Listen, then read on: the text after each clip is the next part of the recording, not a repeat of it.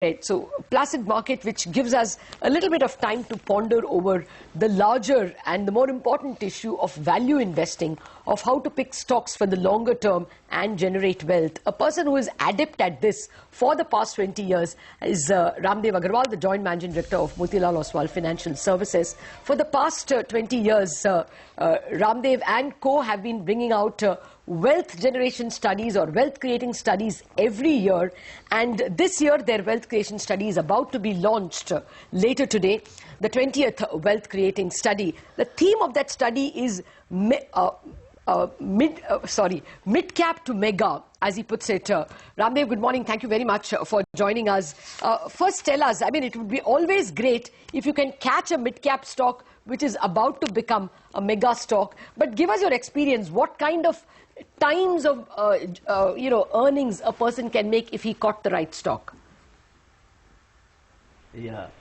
So you get as far as the amount of money one can make. If you look at this current wealth creation study, I mean, which we are talking about, 20th wealth creation study, we have three categories of companies: the largest, the fastest, and the most consistent.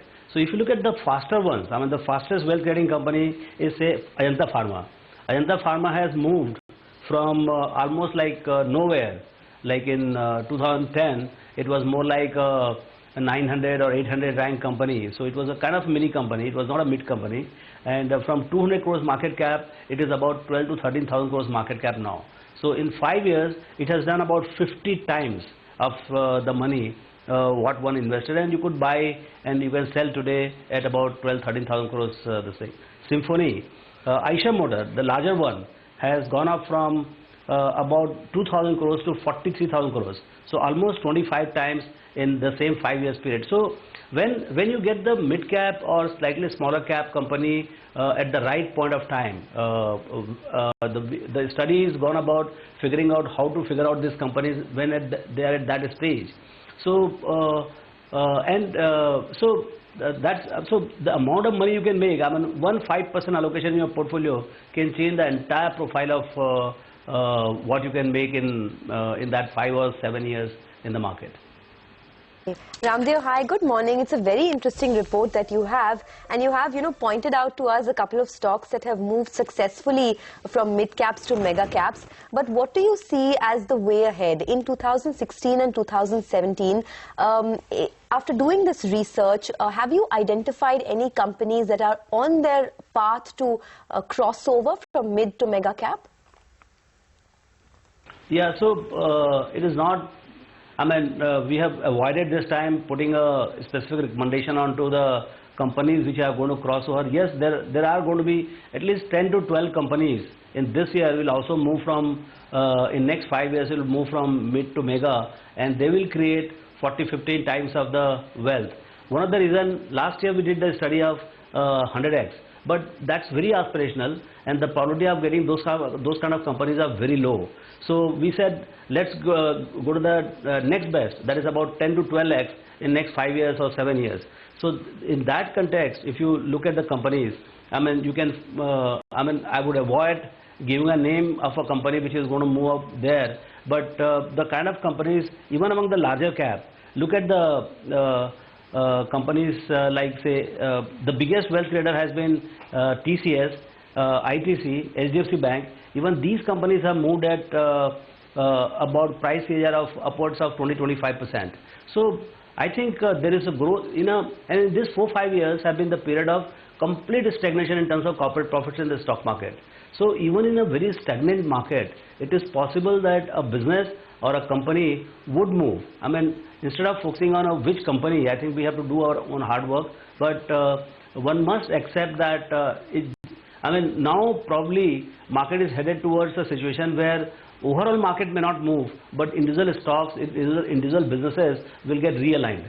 So my sense is there will be a lot of opportunities, and at a stock level, and not so much at a market level. So definitely there will be 10-12 stocks which will make a major move in next 2-3 years. Ramdev, when you started giving us those examples of big movers, you spoke about Ajanta Pharma, but when you gave us 50x, you said Elder Pharma. You didn't mean Elder, right? I think that was just a slip of the tongue. Pardon? Elder Pharma? No, I didn't say no, anything you about didn't that. say. Okay, okay. No, I think it was just a slip of the tongue. You meant Ajanta Pharma, which has moved 50 times. Now, you know, I was looking at your history of fastest wealth creators. This includes Dr. Reddy's, Cipla. It also includes the likes of Satyam, Unitech. So at what point do you get off the fast generators and preserve your wealth? Yeah, so some of my 20 years studies, experience is that typically the big ones, they do last at the top, but the fastest ones, I mean, they burn out the pace at which they go.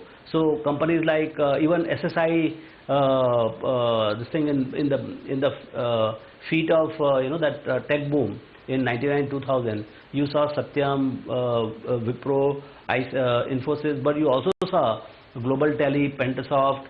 So a lot of these companies, Satyam, and then in the reality boom in 2005-07, you saw emergence of Unitech and all these kind of companies hogging the limelight. So clearly when the companies don't have, I mean, it's a growth trap, completely growth trap. I mean, earnings were growing, but there was a complete lack of quality in underlying corporate management and the business itself, and it was cyclical. So clearly one has to be very careful when one rides a very high growth company, and that's what this study is all about.